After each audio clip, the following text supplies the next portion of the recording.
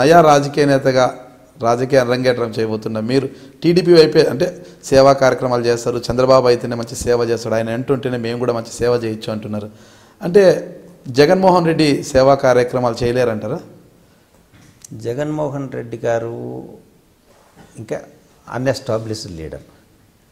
ఆయన ఏం చేస్తున్నారో ఆయనకే తెలుస్తలేదు ఇంకా. ఎందుకంటే ఒక రాజకీయ నాయకుడికి అంత ఆవేశం ఉండకూడదు. రాజకీయ నాయకుడికి ఆలోచన ఉండాలి, కానీ ప్రతి దానికి ఆవేశపడితే చాలా కష్టం. జగన్కి ఆవేశం ఉందంటారా? మీరే చూస్తుంటారు, బాగా పబ్లిక్లో పోతారు, అందరినీ పట్టుకొని ముద్దు పెడుతుంటారు, బాగా ఆలింగనం చేసుకుంటారు, బాగా హగ్గిస్తా అంటారు, ఇట్లా అదంతా కోపమే, బాగా నవ్వుతూ ఉంటారు, ఎప్పుడు కూడా చిరునవ్వుతూ ఉంటారు. ఆయన చిరునవ్వుతో ఒక 10 నిమిషాలు ఉంటే 15 నిమిషాలు 20 నిమిషాలు ఆవేశం ఉంటుంది. ఆవేశంగా ఆయన ఏం మాట్లాడతారో యాక్చువల్గా ప్రతిపక్ష నేతగా ఖచ్చితంగా ఆయన ఇంకా చాలా చాలా మంచి ఆలోచనలు కానీ మంచి సలహాలు ఇచ్చే పొజిషన్లో ఉండాలి. కానీ ప్రతి దానికి అబ్జెక్షన్ చేసుకుంటూ పోవడము, అదింత కొద్దిసేపు ఆలింగనం చేసుకొని కొద్దిసేపు షేక్ హ్యాండ్ ఇచ్చిన వాళ్ళ నాన్న యొక్క స్లోగన్ మీకు తెలుసు కదా, నవ్వడం ఒక యోగం, నవ్వకపోవడం ఒక రోగం. అలాంటి వైఎస్ రాజశేఖర రెడ్డి కుమారుడికి కోపం అంటారా? మీరు చూసారా కోపాన్ని? డెఫినెట్గా కోపమే సార్. ఆయనకుండా కోపము అంతా ఎంత కోపం కాదు, అది మంచి ఆలోచన లేదు. అంటే ఒక నిర్ణయాత్మకంగా ఇది చేయాలా, ఇది చేస్తే బాగుంటుంది ప్రజలకు, ఈ సలహా ఇస్తే గవర్నమెంట్కి బాగుంటుంది అనేది ఏం లేదు. ప్రతి దాన్ని విమర్శించడము, ప్రతి దానికి ఒక ట్యాగ్ యాడ్ చేసి దాని మీద ప్రొలాంగ్ చేయడం తప్పితే ఇప్పటిదాకా అయితే నాకైతే ఒక లీడర్ ఎస్టాబ్లిష్మెంట్ జరుగుతుందని అయితే నేను అనుకుంటలేను. మంచి నాయకుడనే కదా అప్పుడు అంతా కూడా ఉప ఎన్నికల్లో భారీగా రాష్ట్రం అంతా కూడా ఉప ఎన్నికలు 18 స్థానాలు 19 స్థానాలన్నీ కూడా వైసీపీకి కట్టబెట్టారు. సార్ అది వాళ్ళ పర్టికులర్లీ వాళ్ళకి ఏ కాన్స్టిట్యున్సీలు ఉన్నాయో వాళ్ళకి ఎక్కడ బలం ఉందో అక్కడ జరగడం జరిగింది. మరి అటువంటిప్పుడు అట్లా కాకుంటే ఇప్పుడు 2014 ఎలక్షన్స్లో ఖచ్చితంగా మరి ఆయన అధికారంలోకి వచ్చిండాల్సిందే. ఆయనకు అనుభవం లేదని చెప్పేసి ప్రజలందరూ కూడా ఆయనకు ముఖ్యమంత్రి పదవి ఇవ్వలేకపోవడం జరిగింది. స్టేట్ డివిజన్ కాకపోతే జగన్మోహన్ రెడ్డి సీఎం అయి ఉండేవారు ఖచ్చితంగా. స్టేట్ డివిజన్ కాకపోతుంటే కొద్దిగా ప్రజలు ఉద్యోగస్తులు కూడా ఒకవైపు మళ్ళారు అంటుంటారు. మళ్ళీ స్టేట్ డివిజన్ అయింది కాబట్టి సీఎం కాలేదు, లేదంటే సీఎం అయ్యేవాడు అంట కదా ఆయన. నేనైతే నమ్మను. జగన్ మీద నమ్మకం లేక మీరు టీడీపీలోకి వెళ్ళిపోయామంటారు? నో, జగన్ మీద నమ్మకం నాకు చంద్రబాబు నాయుడు గారి మీద అపారమైన నమ్మకం. ప్రజలకు మంచి చేస్తాడు, రాష్ట్రానికి మంచి చేస్తాడు. మీకు ఒక చిన్న చంద్రబాబు నాయుడు రాష్ట్రానికి మంచి చేస్తాడు, అపారమైన నమ్మకం అన్నాడు. జగన్ రాష్ట్రానికి చెడు చేస్తాడు, నమ్మకం లేదనే కదా అర్థం. అంటే నేను ఆ లీడర్ గురించి నాకు నమ్మకం ఉన్న వాళ్ళ మీద ఎక్కువ మాట్లాడుతున్నా. నేను ఎదుటివారికి ఇప్పుడు నేను చంద్రబాబు గారు ఖచ్చితంగా మంచి చేస్తారన్న నమ్మకంతో చంద్రబాబు గారు ఎమ్మడి ఉండాలి. ఇక్కడ నాగరాజు కేజీ రెడ్డి గారు ఉన్నారండి. కేజీ రెడ్డి గారు మంచోడు అన్నప్పుడు నాగరాజు చెడ్డోడనా? ఖచ్చితంగా కాదు. చెడ్డోడని అయితే నేను అన్నాను. చెడ్డోడని అనే సమస్య లేదు. సేవా దృక్పథం లేదు జగన్కి అంటారు. లేదు, మంచి ఆలోచన లేదు. నేను మీకు ఇక్కడ ఒక ఎగ్జాంపుల్ చెప్పగలను. రాష్ట్ర విభజన ఒక్క నిమిషం మనం యాక్సిడెంట్గా అభివర్ణించుకుంటే ఇదే లైక్ యాక్సిడెంట్ ఓన్లీ. రాత్రి నిర్ణయం తీసుకున్నారు, రాష్ట్రాన్ని విడగొట్టేసినారు. ఆ యాక్సిడెంట్లో మొత్తం ఇరిగిపోయినాయి, మనకు కాళ్ళు ఇరిగిపోయినాయి, చేతులు ఇరిగిపోయినాయి, స్పైనల్ కార్డ్ ఇరిగిపోయింది, బ్రెయిన్ కూడా దెబ్బ తగిలి కోమాలోకి వెళ్ళిపోయినాడు పేషెంట్.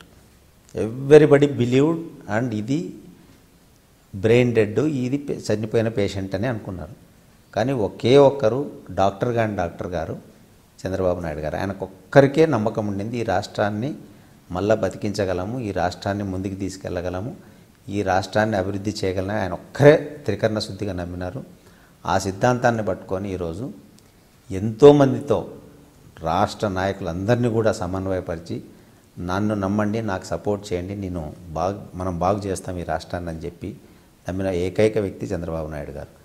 ఆయన అదే కాన్ఫిడెన్స్తో ఈరోజు ఒక ప్లేస్ని ఏర్పరచుకోగలిగాం కూర్చోవడానికి. రాష్ట్రంలో అమరావతిలో ఒక సెక్రటరేట్ కట్టుకొని ఎంప్లాయీస్ని అందరినీ కూడా అక్కడికి ఒప్పించి తీసుకుపోవడం అనేది ఒక పెద్ద సక్సెస్. ఈరోజు మనమేడ ప్లేస్ ఇద్దరం కుర్చీలో కూర్చున్నాం కాబట్టి ఇంతసేపు మాట్లాడుకోగలుగుతున్నాం. నిలబడుకొని మాట్లాడాలంటే ఎవరికొరకు కాలు నొచ్చానో ఏదో ప్రాబ్లం వచ్చి వెళ్ళిపోయిండే వాళ్ళం. అది that's a greatest success Chandrababu Naidu గారు ఫస్ట్ చేసిన సక్సెస్. ఒకటి చెప్పండి, చంద్రబాబు నాయుడు గారికి కోపం లేదంటారా? ఆయన ఇప్పటిదాకా కోప్పడింది అయితే నేను చూడలేదండి.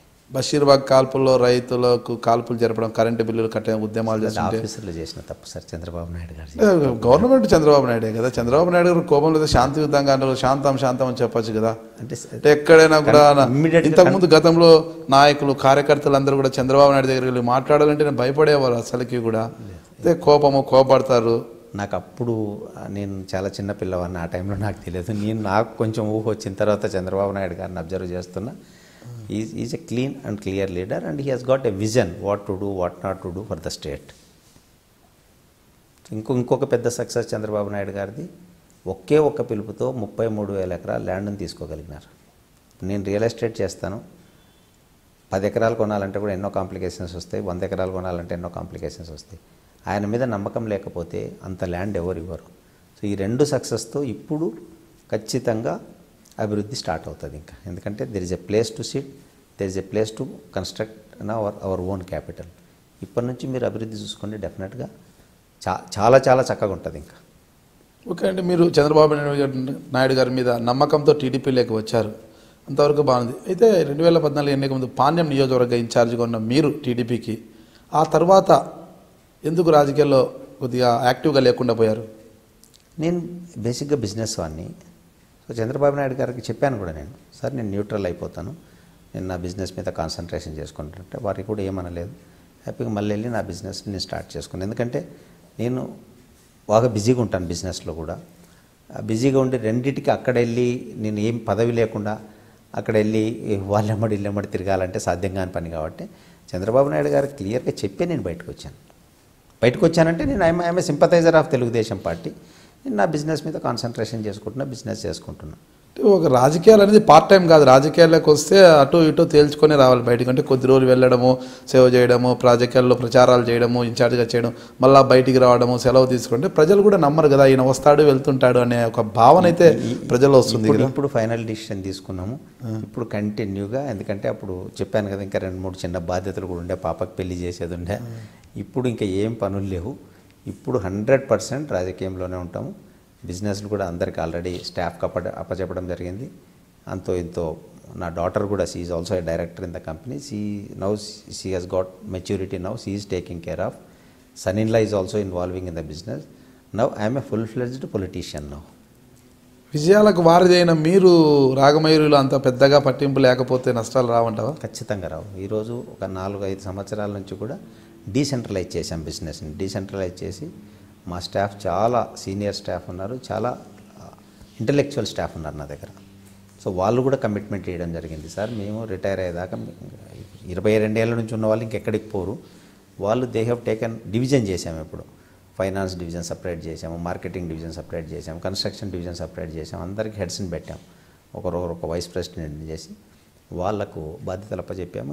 ఇంకా నాకు బిజినెస్తో నేను లేకపోయినా కూడా అడ్వైజర్ రోల్లో ఉంటే సరిపోతుంది. నేను రాగమయూరి బిల్డర్స్ అధినేతగా ఎంతో అనుభవం గణించారు, ఎంతో మంచి పేరు తెచ్చుకున్న మీరు ఒక చిన్న తప్పుతో అరే కేజే రెడ్డి గారు తప్పు చేశారు అన్న అపవాదం మూట కట్టుకున్నారు ఇటీవల మీరు. నాకు తెలిసి అట్లాంటిది ఏం లేదు, మీరు చెప్తే నాకు ఐడియా వస్తుంది. కర్నూలు సమీపంలో జగన్నాథ గుట్టలో జర్నలిస్టులకు ఒక సొసైటీగా ఏర్పడిన జర్నలిస్టులంతా కూడా ప్లాట్లు తీసుకున్నారు. ఆ జర్నలిస్టులతో ప్లాట్లన్నీ కూడా మీరు కొనుగోలు చేశారు. జర్నలిస్టులకు 1,00,000, 2 లక్షలు ఇచ్చి ఆ ప్లాట్లన్నీ కూడా మీరు కొనుగోలు చేశారు. అంటే జర్నలిస్టులతో ప్లాట్లు కొనుగోలు చేయడం అనేది ఒక విధంగా నా జీవితంలో జర్నలిస్టులతో ప్లాట్లు కొనడం కానీ జర్నలిస్టులతో వ్యాపారం చేయడం కానీ ఎప్పుడు జరగలేదు. అసలు అది చాలా విచిత్రమైన ఆరోపణ. ఆ క్వశ్చన్ కూడా నాకు చాలా నవ్వు వస్తుంది అది వింటుంటే కూడా. మళ్ళీ ఎందుకు కర్నూలు అంతా కూడా జగన్నాథ గుట్ట పైన ఉన్న ఇది రాగమయూరి బిల్డర్స్ కేజే రెడ్డి గారు కొనుగోలు చేశారంటున్నారు. జగన్నాథ గట్టు దగ్గర నాకు 85 ఎకరాల పొలం ఉంది. జర్నలిస్టులది కాదు అది, జర్నలిస్టులది ఒక 4 ఎకరాలు పక్కన ఉంది, నాకు తెలుసా ల్యాండ్. ఆ జర్నలిస్టులు ఒకసారి వచ్చి నాకు జర్నలిస్టులు అందరూ ఫ్రెండ్స్ నాకు కర్నూలు, అన్న ఏ ప్లాట్ సైజులు వేసుకుంటే బాగుంటుంది, ఏవైతే మాకు సరిపోతాయంటే ఆ రోజు ఒక చిన్న సలహా ఇచ్చి మా ఆఫీసులోనే కంప్యూటర్లో ప్లాట్లు గీపించడం జరిగింది. కానీ చాలా క్లియర్గా వాళ్ళ ల్యాండ్ మా ల్యాండ్ దగ్గర ఒక 1 కిలోమీటర్ దూరంలో ఉంటుంది మాకు ల్యాండ్. నాది 85 ఎకరాల ల్యాండ్ జగన్నాథ గట్టు దగ్గర. మీకు చెప్పాను 2004లో ప్రాజెక్ట్ చేశామని. 85 ఎకరాలలో 55 ఎకరాల ప్లాట్లు వేసి అమ్మడం జరిగింది. ప్రతి ప్లాట్కి కాంపౌండ్ వాల్ బయట గేట్ పెట్టాము. 30 ఎకరాలు నా పొలం ఉంది. నా పొలంలో నేను రిసార్ట్ పెట్టుకొని కాంపౌండ్ కట్టుకొని, అది నా ఓన్ ల్యాండ్. జర్నలిస్టుల ల్యాండ్, మీరు కర్నూలుకు ఫోన్ చేసి జర్నలిస్టులను అడగండి. జర్నలిస్టుల ల్యాండ్కు నా ల్యాండ్కు సంబంధమే లేదు. వాళ్ళకు సలహా ఆ రోజు వస్తే సలహా ఇచ్చాను, కానీ నాకు సంబంధం లేదు. అసలు నేను జర్నలిస్టుల పొలాలు కొన్నాను. నేను సార్ నాకే ఇంకా 650 ఎకరాల పొలం ఉంది. 4 ఎకరాలు నేను కొనుక్కొని నేను అంత పెద్ద తప్పు చేసి వాళ్ళ ఎమ్మడి వాళ్ళకు అసలు నాకేమొస్తుంది వాళ్ళ ల్యాండ్ కొనుక్కుంటే. నేను కర్నూలు నుంచి ఒకరిద్దరు జర్నలిస్టులు కూడా ఫోన్ చేసి చెప్పారంట, సార్ ఇట్లా మా సైట్లు కొన్నారు. సమస్య లేదు. మీరు ఫస్ట్ క్లాస్కి మీరు ఎంక్వైరీ చేసుకోవచ్చు. మీకు అన్ని రైట్లు ఉన్నాయి. మీరు పెద్ద జర్నలిస్టు, మీరు ఇప్పుడే ఫోన్ చేసి కూడా కనుక్కోవచ్చు. పొరపాటున కూడా నాకు జర్నలిస్ట్ పొలంతో నాకు సంబంధమే లేదు. కేజే రెడ్డిని, రాగమయూరి బిల్డర్స్ అధినేతను. మీరు చూస్తున్నారు ఐ డ్రీమ్ న్యూస్ని.